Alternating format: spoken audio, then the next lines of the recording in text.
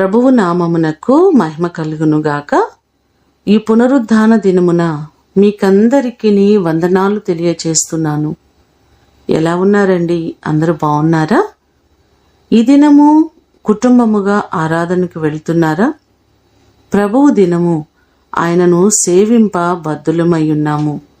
మన దేవుడు సజీవుడు, గొప్పవారు. అనేకమైన అద్భుతములను మనందరి జీవితములో జరిగించేవారు. ఈ దినము మిమ్ములను బలపరచు దేవుని మాట, యెహోవా నా పక్షమున కార్యము సఫలము చేయును. కీర్తనలు 138వ కీర్తన 8వ చరణం.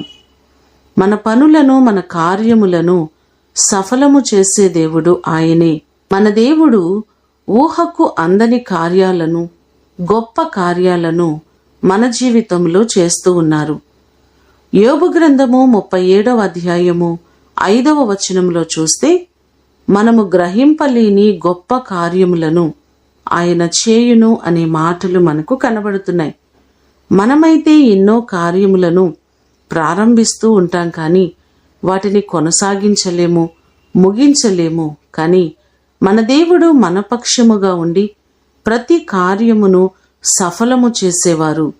ఈ మార్గము యెహోవాకు అప్పగించుకొనుము, నీవు ఆయనను నమ్ముకొనుము, ఆయన నీ కార్యము నెరవేర్చును అని కీర్తనలు 37వ కీర్తన 5వ చరణంలో మనకు కనబడుతుంది. మనము దేవుని నమ్ముకొని ఆయనకు మనలను మనము అప్పగించుకున్నట్లయితే మన దేవుడు మన జీవితాల్లో గొప్ప కార్యాలు చేస్తారు. ఏ కార్యముల కొరకు ఆశతో ఎదురు చూస్తున్నారో మీ కార్యములన్నిటినీ కూడా దేవుడు సఫలపరిచి, పరిచర్య చేస్తున్న దైవజనులను, వారు చేస్తున్న పరిచర్యలన్నిటినీ ఆయన ఆశీర్వదించునుగాక.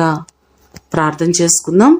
కుటుంబములకు మూలకర్త అయిన మా ప్రియ పరలోకపు తండ్రి, మీ ప్రశస్తమైన శ్రేష్టమైన ఘననామమునకు స్తోత్రాలు ప్రభువా. మా పక్షముగా ఉండి మా కార్యములను సఫలము చేసే దేవుడవు నీవే. నీ కృప చొప్పున మా ప్రియులెల్లరినీ మీరు జ్ఞాపకం చేసుకోండి.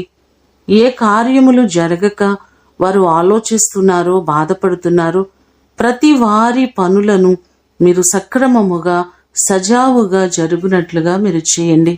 దైవజనుల కొరకు ప్రార్థన చేస్తున్నాం. ఈ దినము ప్రతి దైవజనులను మీ పరిచర్యలో బలముగా మీరు వాడుకోండి. ఈ మాటలు వింటున్న ప్రతి వారిని దీవించండి. వారు అనుకున్న ప్రతి పని జరిగేటట్లుగా మీరు చేయండి.